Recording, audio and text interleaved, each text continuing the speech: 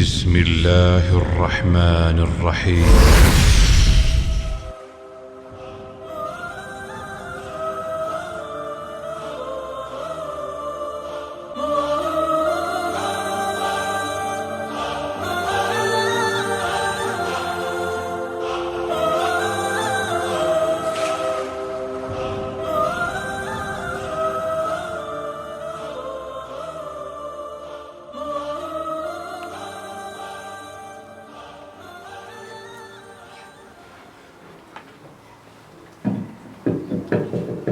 بسم الله الرحمن الرحيم. الحمد لله رب العالمين، وصلى الله وسلم على سيد الأولين والآخرين نبينا محمد وعلى آله وأصحابه ومن اهتدى بهداه إلى يوم الدين. أما بعد, we got to chapter 3 from Kitab BULUGH al Maram من أدلة الأحكام للحافظ ابن حجر العسقلاني عليه رحمة الله. And this Imam was a scholar in what? تحقيق. In? Okay, he was a scholar of tahqiq, but which science was he? Tafsir. Not tafsir. What was he mainly known for? The science of what? Hadith. Al-Hafiz ibn Hajar was known to be from the Imams of Hadith. And he's written many books on Hadith. And we said from the most valuable and important books is his sharh of Sahih al-Bukhari, Fettah al-Bari, his sharh of Sahih al-Bukhari, his explanation. Sharh means explanation, his explanation of Sahih al-Bukhari. He says here, rahimahullah, Babu izalati najasa wa bayaniha, the chapter of cleansing of a najasa, the cleansing of impurities. And the first hadith he mentions, قال عن أنس بن مالك رضي الله عنه قال سئل رسول الله صلى الله عليه وسلم عن الخمر تتخذ خلا. The Prophet صلى الله عليه وسلم was asked about khamr, alcohol, making vinegar out of it. He was asked about this صلى الله عليه وسلم. قال لا. So he said صلى الله عليه وسلم, no. أخرجه مسلم والترمذي وقال حديث حسن صحيح. So this hadith is narrated by Imam Muslim. Therefore it's automatically what? Authentic. And the author also mentions وقال الترمذي حديث حسن صحيح. Tirmidhi says the hadith is Hasan Sahih. What's this Hasan Sahih? If we have a hadith that is, generally speaking, the authentication of a hadith are how many? 3. Either a hadith is sahih, or it is hasan, or it is da'if, is weak. Hasan is good, sahih is authentic, and da'if is weak. And of course, the grades vary. Not every hadith that's da'if is of the same level. Not every hadith that's weak is of the same level. Some are extremely weak. Even the mawdu', a fabricated hadith, is considered a category of da'if. And on the other hand, you have a hadith which are very sort of light in terms of their weakness. So what's hadith Hasan Sahih? Better. Huh? Better. Hasan is better. But if we say we have Hasan, or we have Sahih, or we have da'if, At-Tirmidhi says this hadith is not Sahih. He doesn't say it's da'if, he doesn't say it's Hasan, he says Hasan Sahih. Can I say in my studies I achieved a 2-1 first? Is that possible, those who study a degree? Or A level, I got AB in one specific module. Either A or B. First or 2-1? For what does he mean here by Hadith Hasan Sahih? Better than Hasan. Better than Hasan? Yeah. Okay, that's one understanding. The scholars actually vary on what does he mean by this. The first is, and there are different circumstances. If this hadith has several chains of narration, then it means some of the chains of narration of this hadith are Hasan and some of them are Sahih. If it is only one chain that we have, then what does he mean by Hasan Sahih? Now, of course, if it's the first scenario, there's no issue. If there are different chains of narration, no problem. One is Hasan, one is Sahih. Just like in mathematics, A in statistics, B in mechanics, for example. So there's no issue here, because they're two different modules, two different subjects. But here if the chain of narration is one, and he says hadithun hasanun sahih, then the scholars of hadith say he means, some scholars consider it hasan and some scholars consider it sahih. And either way, of course, like we said, this hadith is authentic. Hasan sahih is still something accepted either way.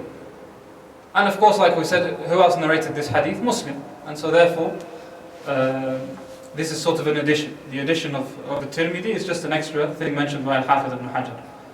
So here, the Prophet ﷺ is asked about turning alcohol into vinegar. And he says what? No. He says no. This is why the majority of scholars say that turning alcohol into vinegar is not allowed if it is from the action of a human being. Is that understood? So a person himself turns the alcohol. Is that going to clean the socks? Maybe a person does something, whatever process he uses, to turn the alcohol into vinegar. Does this alcohol become now tahir and halal and permissible to use? No. No. Okay, because he says no here, sallallahu alaihi wasallam. On the other hand, assuming this alcohol turned into vinegar by itself, here if the alcohol turns into vinegar by itself, it becomes tahir and it becomes allowed, permissible to use. So the scenarios are two. We have alcohol and it changes into vinegar. Either we've changed it ourselves, in which case it's tahir or najis. Najis. Can it be used? No. Or it's changed naturally, in which case it's tahir or najis? Tahir, and it can be used. Alcohol being najis is the opinion of the vast majority of fuqaha. In fact, some of them said it's a consensus. Some of them said alcohol being najis is ijma', is by ijma'. And Ibn Rushd, rahimahullah ta'ala, says the opinion that alcohol is tahir is shadh, is an opinion that is, what's the translation of shadh? It's a one-off rejected opinion. It's a one-off opinion that is not really accepted. Having said that, some scholars do hold the opinion that alcohol is tahir. Some of the scholars hold the opinion that alcohol is tahir. And from contemporary scholars, the most famous of those is Shaikh Muhammad ibn Salih al-Uthaymin, rahimahullah ta'ala. And he says alcohol is tahir. He says because we don't have sufficient enough evidence to suggest it's najis. However, Allah subhanahu wa ta'ala says in the Quran, إِنَّمَا الْخَمْرُ وَالْمَيْسِرُ وَالْأَنصَابُ وَالْأَزْلَامُ رِجْسٌ مِنْ عَمَلِ الشَّيْطَانِ فَاجْتَنِبُوهُ. Khamr and maysir, khamr, alcohol, and gambling, and asnam, idols, is a rijz, impurity, from the actions of shaitan. Fajtanibu, so avoid it. So here we have two proofs. One, the verse says rijz, it's an impurity. And the second, the end of the verse says fajtanibu, keep away from it. Not just don't drink it, or don't buy it, don't sell it. Keep away from it completely, which indicates that it's najis as well as haram. This minority group of scholars say, la, impure here means in terms of spiritual impurity, not physical. They say why? Because the verse says alcohol and gambling and idols. Are idols physically najis? They're not physically najis, spiritually najis. So therefore they say alcohol is the same. Similarly, it's a spiritual impurity, not a physical one. However, the difference between alcohol and idols is vast. One we're commanded to avoid, and is not prohibited. Drinking it is forbidden.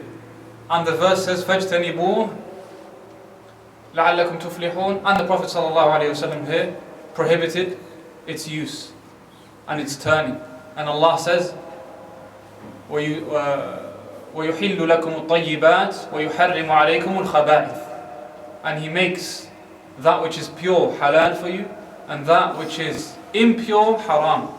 And since He's made alcohol haram, and it's from those things that are consumed, then we say it's najis. This is the opinion of the 4 Imams, and it's the opinion of almost all of the scholars. And this is why even the scholars who lean towards the opinion that alcohol is tahir, they say, I would say it's tahir, but the number of scholars who say it's najis is too much for me. The number of scholars who say that alcohol is najis are too much. And out of hayba and respect for these scholars, there's no way a person can say it's tahir. And based on that, if a person touches alcohol or uses alcohol in any other way, then that place has to be washed before a person can pray. Do they have to repeat the wudu if they touch alcohol? No. This is an important principle that we said. Any impurity that is touched does not require wudu. This is a principle, is it not? Any impurity touched does not require wudu. If there is a swimming pool of alcohol and someone dives into it, does it require a wudu? It requires a wash, a full body wash, and that's it. Because people make this mistake a lot. They think if they're licked by a dog, they have to make wudu. And if they touch blood, they have to make wudu. And if anything they touch, they think they have to make wudu. No. Touching things, impurities, does not require wudu. All it requires is that thing to be washed. This is why Ibn Hajar mentions this hadith. Because this chapter is what? The chapter of impurities. So he mentions this hadith because alcohol is najis. وعنه قال وعنه meaning and from him. Who's from him? The previous narrator. So in the previous hadith he said عن أنس ibn Malik. Now instead of saying وعن أنس ibn Malik, he just says and him, from him also. Which means it goes back to the previous narrator who's Anas. قال لما كان يوم خيبر. When it was the day of Khaybar. أمر رسول الله صلى الله عليه وسلم أبا طلحة فنادى. The Prophet صلى الله عليه وسلم commanded Abu Talha to announce to the people, to make an announcement. أن الله ورسوله ينهيانكم عن لحوم الحمر الأهلية. That Allah and His Messenger صلى الله عليه وسلم forbid you from eating the flesh of domesticated donkeys. فإنه رجس أو فإنها رجس.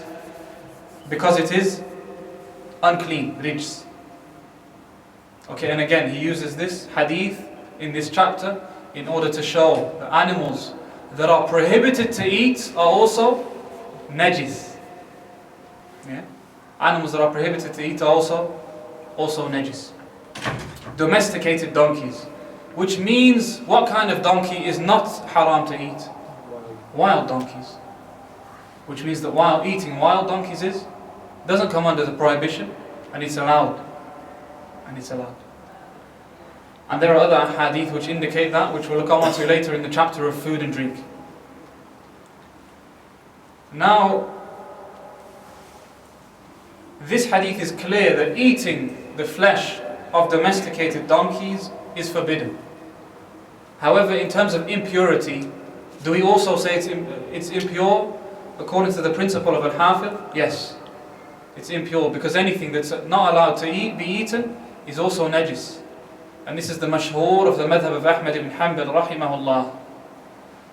It's the main opinion of Ahmad ibn Hanbal. Anything that is haram to eat is also najis. It's also najis. A lion, is it halal or haram to eat? It's haram, so therefore it becomes najis. Of course, this is if it is wet or if it's saliva. Otherwise, we said if it's dry, touching something dry, does it have an effect? No. مَسُّ الْجَافِ لِلْجَافِ طَاهِرٌ بِلَا خِلَافٍ. Okay.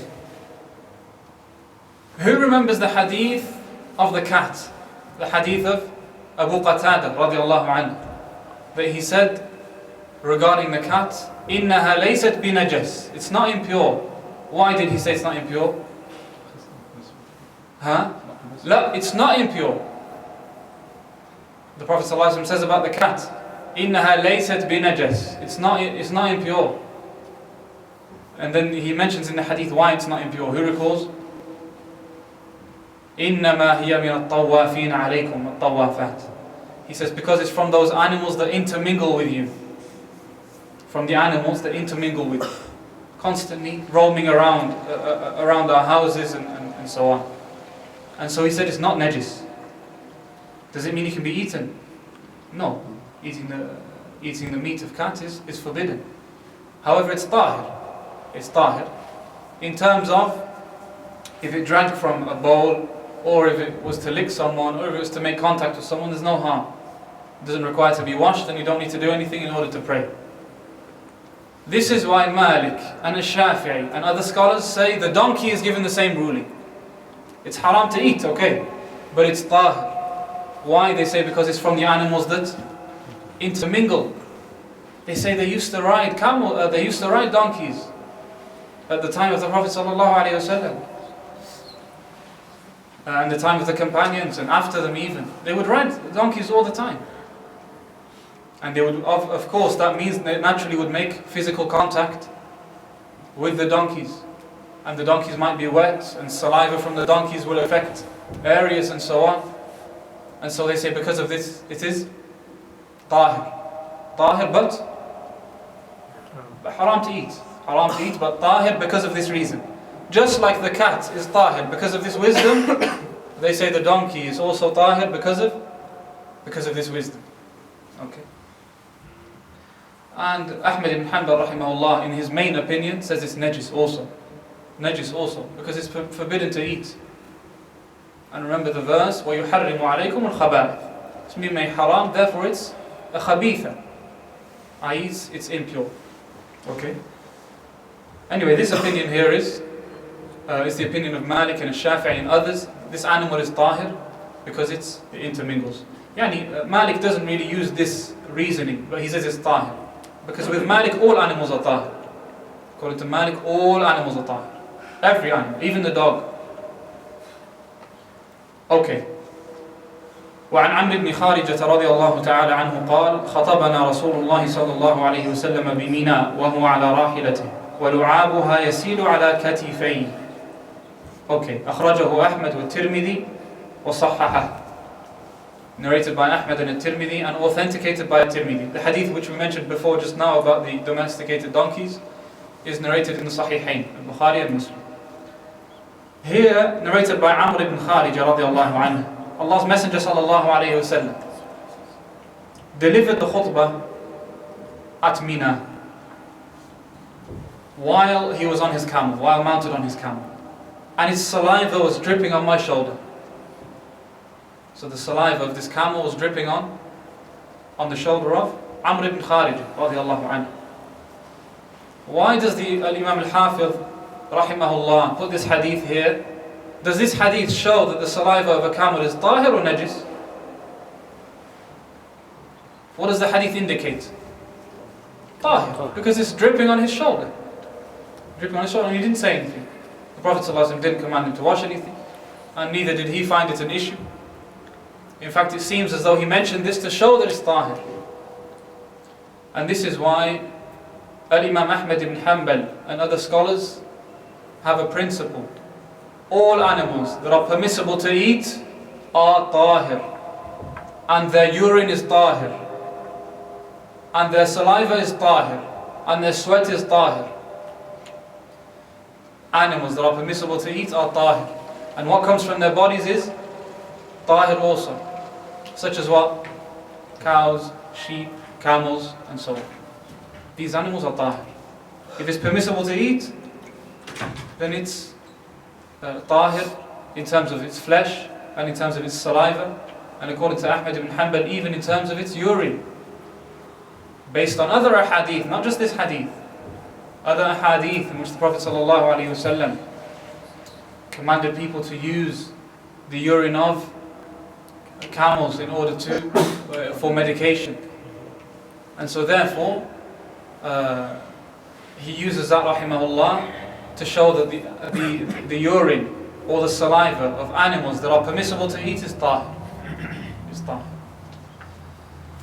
وعن عائشة رضي الله عنها قالت كان رسول الله صلى الله عليه وسلم يغسل المني ثم يخرج إلى الصلاة في ذلك الثوب وأنا أنظر إلى أثر الغسل أو أثر الغسل فيه متفق عليه. Aisha رضي الله عنها, from the fuqaha of the Sahaba رضي الله عنها, and they would visit her to ask her for questions and ask her about the life of the Prophet ﷺ and how he did things and dealt with things. So she was from the scholars of the companions, radiallahu anha wa ardaha. She says, the Prophet ﷺ used to wash semen, mani. Semen, mani, which comes from the male, which comes from the private parts after a wet dream or with intercourse.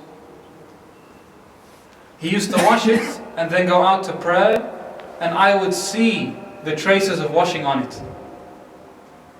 So he washes his clothing from mani, and he goes out in that thobe to pray, and she would see the traces of water on that thobe. And this hadith is in the Sahihain. This hadith indicates what? That mani is tahir or najis? This hadith indicates it's najis, because he washed it. However, the author says, rahimahullah, wali Muslim, i.e. in a narration with Muslim, كنت أفركه من ثوب رسول الله صلى الله عليه وسلم فركا وفي لفظ فركا فيصلي فيه وفي لفظ لقد كنت أحكه يابسا بظفري من ثوبه. The Prophet ﷺ here, she says, Aisha radiallahu anha, I used to scrape it, i.e. the semen, I used to scrape it off the garment of the Prophet ﷺ, then he prayed wearing it. How do you scrape something, with water or without water? Without. And the other hadith makes it even clearer. She says, I used to scrape it off his garment with my fingernail while it was dry. Of course it has to be dry for it to be scraped with the nail. If it's wet, scraping is going to do no good. So it's dry. When it's dry, she would scrape it from his thobe, sallallahu alayhi wasallam. This narration indicates that mani is tahir or najis? Tahir. Why? Because if it was najis, it would have had to be washed. And this is the opinion of who? Who says it's tahir? I don't know about Aisha. Maybe. In fact, I don't think so. Because in another narration that's used as evidence by the Malikiyya, when somebody came to ask her about mani, she said, wash it with water deeply, wash it harshly with water. And this is one of the proofs of the Malikis. They say, how can she herself wash it without water? And then someone else, she says, wash it with water. Anyway, the madhab of Malik and Abu Hanifa is that mani is tahir, mani is najis. Mani is najis. And therefore it has to be washed. And if you prayed in it, knowing it's on your clothing, your salah is valid or invalid? Invalid. If you prayed in it, forgetting that it's on your clothing, your salah is valid or invalid? Valid. Even if we think it's najis. Ahmad ibn Hanbal rahimahullah, in his main opinion, and Shafi'i says tahir. Mani is tahir. They say because in this hadith, Aisha radiallahu anha didn't even wash it. She didn't wash the mani with water. All she did is scrape it. And scraping it usually is not going to completely get rid of the impurity. So why did the Prophet ﷺ wash it then? In the first hadith, which is in the Sahihain. And Aisha says, I used to look at his thobe and the effect of the water, the patches of wetness on his thobe after he washed it. Why did he wash it, sallallahu alayhi wa sallam, if it's tahir? Because it's wet. The face. But now it's wet with water. Yeah. And he was wet before with something tahir, mani. If we say he washed it because it was wet, then he's wet it again with water. But why did he wash it if we're saying it's tahir? If somebody had saliva on their clothes, would you leave it and go to the masjid and pray, or wash it? Wash it. Okay, so not necessarily because it's najis, it was washed. It was washed because it's something that is unpleasant. Something's unpleasant. Okay, the stuff that comes from your nose, if it was on your clothing, you just leave it and carry on going about your activities normally? No way. No way. Even if it's tahir, and it says tahir by ijma', according to the consensus. And saliva is tahir by ijma'. So therefore the washing here was because of its unpleasant nature. Unpleasant nature. However, the safe opinion and the safest thing to do for us is always to wash it. Always to wash it. And to not say, okay, preferably it should be washed, but since it's tahir, I'll pray in this thobe anyway. Even if mani is on it, I'll pray in it anyway. According to the madhab of Ahmad and Shaikh, would this salah be valid? It would be valid, because they say it's tahir. Salah would be valid. However, the safe option is always to wash mani and not take this lightly. I think very few people would be too lazy to just leave that on their clothing, but either way, someone might can't be bothered to look for the where it's gone now. I've lost its spot. I'm not going to bother trying to find where it is and then washing it and so on. Like, the safer option is always to wash. And this is the second narration in the madhab of Ahmad ibn Hanbal that is najis. Anyway, generally speaking, like we said, many scholars say it's tahir. However, it needs to be washed, and the reason why it was washed by the Prophet ﷺ is because of its unpleasant nature. وعن أبي السمح رضي الله عنه قال قال رسول الله صلى الله عليه وسلم يغسل من بول الجارية ويرش من بول الغلام أخرجه أبو داود والنسائي وصححه الحاكم. Narrated by Abi Samh رضي الله عنه. Abi Samh رضي الله عنه, this is the only hadith he narrated. This hadith he narrated, his is only one. He says the Prophet صلى الله عليه وسلم said, the urine of a baby girl should be washed off, and the urine of a baby boy should be sprinkled. So the urine of a baby girl is washed with water, and the urine of a baby boy is sprinkled with water. Sprinkle here does not mean just a quick flicker of water. It means you cover the area that is impure. Is the urine of a baby boy or a baby girl tahir or najis? Najis. It's najis. It's najis. The urine of a baby boy and a baby girl is najis. However, that of a baby boy, it suffices to sprinkle. Who is the baby boy? Now, different people might have a different understanding of baby. To some people, 7 is a baby, 8 is a baby. To others, you have to be unable to walk 6 months, 7 months, 10 months, 1 year to be a baby. So who's the baby here? The baby who has not yet eaten foods, solid foods. All he's eaten all he's had is milk. This is the baby that is referred to in the hadith. The baby boy that is yet to eat solid food and relies on milk only.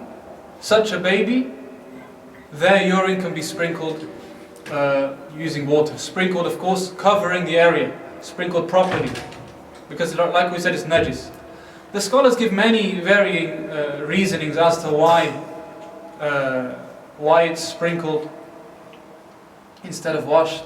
Some of them say because of the difficulty relating to baby boys. They're constantly roaming around and being passed from person to person, and the need to wash their urine is more than that of baby girls who are likely to stay in one place more. These are all, of course, these are suggestions, indications that some of the scholars have as to what the reasoning is. And either way, this hadith is considered authentic by the Imams of hadith, and therefore it's done even if we don't quite know the reason. Does this mean that it's haram to wash the urine of a baby boy? No, of course not. It's just talking about permissibility. It's permissible. Permissibility. Okay, it's just about permissibility. As for if somebody washes it, that's good. Washing the urine of a baby boy is good, of course. And it's safer. It's safer to keep out of the difference of opinion of the scholars. Those who say that this hadith is not to be acted upon for various reasons, and the baby boy's urine also is washed. Anyways, if a person sprinkles that, then that suffices. If urine is on a thobe, and a person is not aware or not sure exactly where on the thobe it is, what's required of this person? Sprinkling, but where? Approximately the area. Eman, you guess, you estimate. You estimate and you guess the area that that was touched by the urine, and you wash that area. You wash that area. To the extent that you are certain that it's gone. For example, it's in the lower part of the thobe. I'm not sure whether it's the middle part or the right part. What do? I wash both parts. Now if I wash both parts, am I sure that I've washed it or not? I'm sure I've washed it.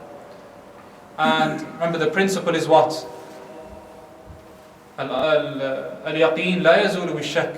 Certainty cannot be removed by doubt. Now I'm certain that this thobe is najis. Certain.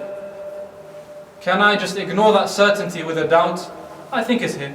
Let's just wash this part, and that will be enough. Have you certainly washed it, or are you doubtful whether you've washed it? Doubtful, because you've just guessed.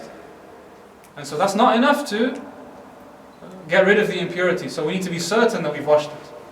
We need to be certain that we've washed it.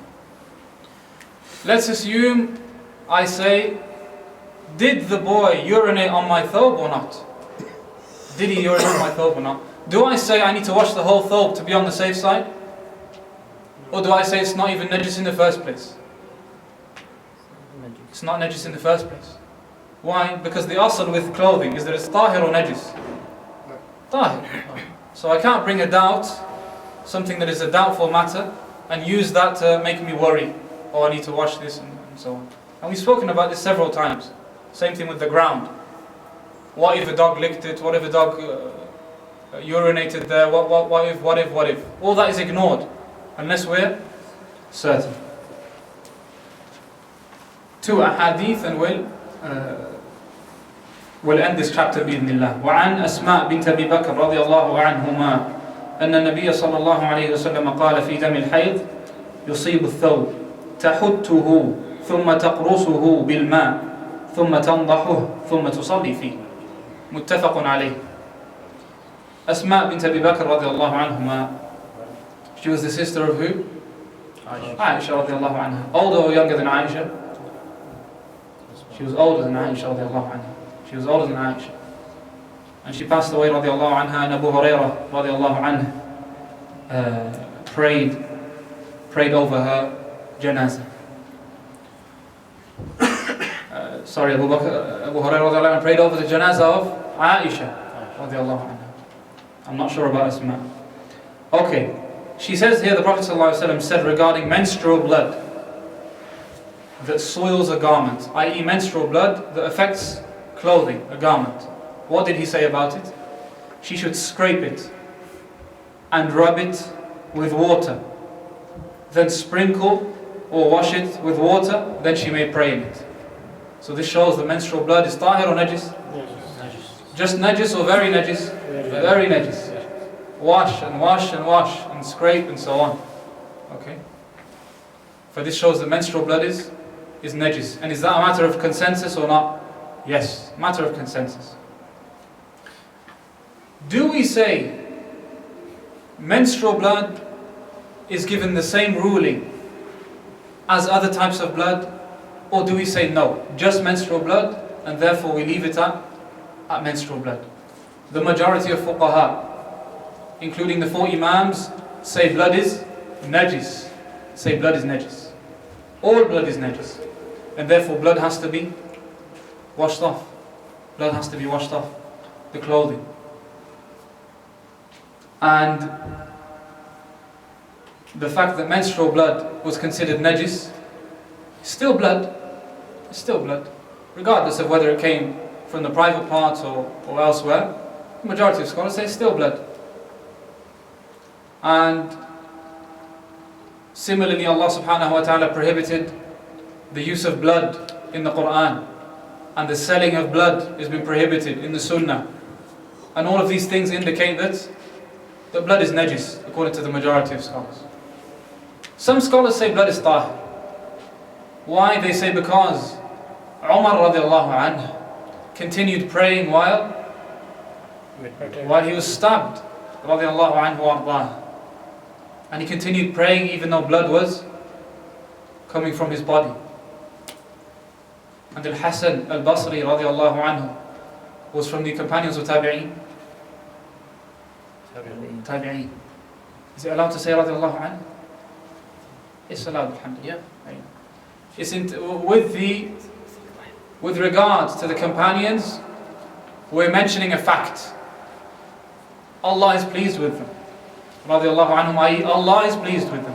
Why? Because Allah told us in the Quran, وَالسَّابِقُونَ الْأَوَّلُونَ مِنَ الْمُهَاجِرِينَ وَالْأَنصَارِ وَالَّذِينَ اتَّبَعُوهُم بِإِحْسَانٍ رَضِيَ اللَّهُ عَنْهُمْ وَرَضُوا عَنْهُ. As for other than the companions, if we say radiallahu anhu, then some of the ulama say you say it as a form of dua. May Allah be pleased with you. May Allah be pleased with you. And a person says in that tashahhud, that's something completely separate. طيب. Anyhow, Al-Hasan al-Basri here, rahimahullah, was from the scholars of the Tabi'een and considered by some the Imam of the Tabi'een, and was from the students of Ali ibn Abi Talib radiallahu anhu. He says, مَا زَالَ الْمُسْلِمُونَ يُصَلُّونَ فِي جِرَاحِهِمْ. The Muslims are continuing to pray in their wounds. Jazakallah khair. Wounds. Okay, blood wounds. Continuing to pray. However, the response to this is just like those who remember Umdat al-Fiqh. A person who, or specifically a woman who is mustahada, she's bleeding from her private parts, not menstrual blood, other types of blood. What was the ruling on her? What did we say about her? What's required of her? Does she leave salah? No. What does she do then? Can't do salah. She prays. Yeah. Washes the private parts, makes wudu for every salah and prays. In the middle of salah, blood comes out from her private parts and continues to run. What do we say? Continue salah. Continue your salah as normal. The same applies to someone who has salas, constant urine due to an illness, or constant gas due to an illness. May Allah protect us. Such a person, what's required of them? The same thing. Wash your private parts. What if a person has constant gas and wind? Do they need to wash their private parts? No. Because it's not najis. They wash their private parts if it's constant urine or constant madhi, and they make wudu for every salah and they pray. If the urine happens to come out of during the salah, we say continue to pray as normal. Continue to pray until the next salah. Then you make wudu again. The same here. Someone is bleeding, what do we want them to do? Someone is bleeding from cuts, blood is running down their body. Are we going to say, force it to stop? It's bleeding. There's nothing to do. And this is why the majority of scholars say this is not enough of a proof to say the blood is tahir. Because this is a specific instance. Just like the case of the mustahada and the case of the one with salas. Okay, so blood requires to be washed, and this is why Ibn Hajar mentions it in this chapter, because he considers it najis. The final hadith is the hadith of Abu Hurairah radiallahu anhu. قالت خولة radiallahu anha says, Ya Rasulullah, فَإِن لَمْ يَذْهَبِ الدَّمْ. If the blood doesn't disappear, قال يكفيك الماء. Water is sufficient for you. وَلَا يَضُرُّكِ أَثَرٌ. Water suffices you, and its traces won't harm you. The traces remaining don't harm you. Now a person has blood on their thawb. They wash and wash and wash. Very often, especially if it's a white thawb, something will remain or not. The after effect will remain. Yeah, the after effect will remain. Traces, that's the better word. The traces of the blood remain. What does the Prophet ﷺ say? They don't harm you. The traces don't harm you. So a person washes his blood with water. If there are traces of blood remaining, there's no harm. There's no harm.